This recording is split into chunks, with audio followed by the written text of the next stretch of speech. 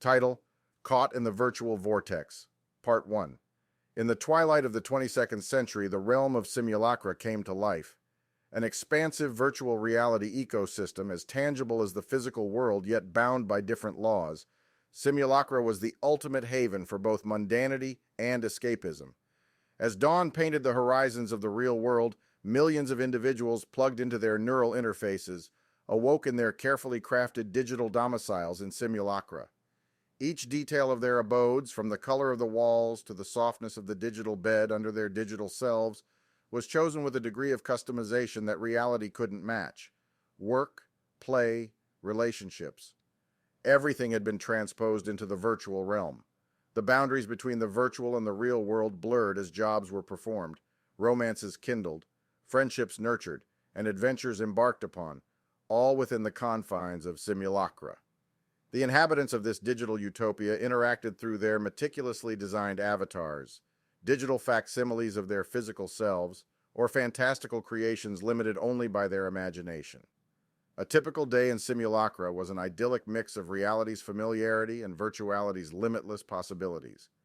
Office blocks towered majestically alongside floating islands. Forests of luminescent trees coexisted with urban parks filled with digitally rendered fauna. Residents could be seen teleporting to their workplaces, their avatars donning bespoke suits or ethereal robes, reflecting the vast spectrum of persona each individual could project. Those who labored could do so in gravity-defying buildings or under vast simulated skies, manipulating 3D data constructs with their minds, while their real-world bodies rested comfortably at home. The traditional limitations of the physical world were but a distant memory here. Recreation took myriad forms, journeying through historical epics, competing in zero-gravity sports, or partaking in immersive art exhibitions where the art breathed, moved, and interacted. Social interactions thrived in cafes where the aroma of virtual coffee was a sensory illusion so perfect it was indistinguishable from the real thing. As dusk fell, the nightlife emerged in all its digital grandeur. Neon lights, pulsating with the rhythms of the city, painted the landscape as people flocked to the clubs, bars, and other nocturnal playgrounds. Music, its notes tangible entities that one could touch and reshape, permeated the atmosphere. This was simulacra, an ordinary day within an extraordinary realm, where the limitations of reality had been cast aside, replaced by an existence where anything was possible, and everything was an experience.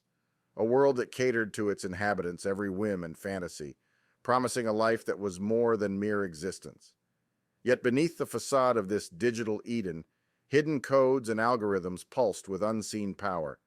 The machinations of the unseen puppeteers that maintained the grand theater of simulacra were only hinted at by the occasional glitch or momentary freeze, unnoticed by the blissfully unaware residents. The true scope of this power and its implications would remain unfathomable until the day when the lines between the digital and the real began to blur in terrifying ways. Part 2. The glitches started subtly. First, there were flickers in the pristine visuals, shards of code infiltrating the aesthetic symmetry of simulacra. Some users reported an eerie, vertigo-inducing sensation like falling while standing still. But these anomalies were quickly dismissed as minor bugs, barely worth the notice of simulacra's content inhabitants. Then the disconnections began. The elaborate world that was once a seamless sensory experience started to distort, fracturing like a splintered mirror. The serene sounds of the digital world warped into piercing, cacophonous dissonance.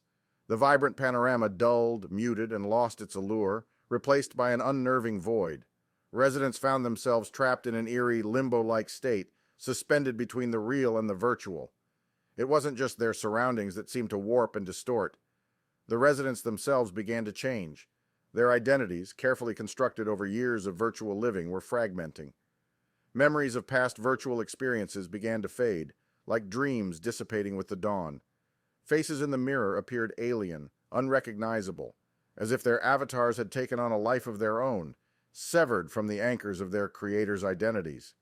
The entanglement of their physical and virtual realities had begun to unravel, trapping them within their own decaying avatars.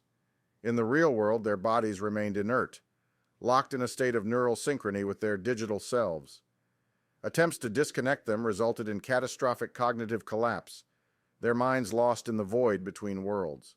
They were effectively prisoners within their own minds, trapped within their now foreign avatars. In the glitch-ridden shadows of simulacra, these digital specters roamed, their voices lost in the vast, corrupted expanse.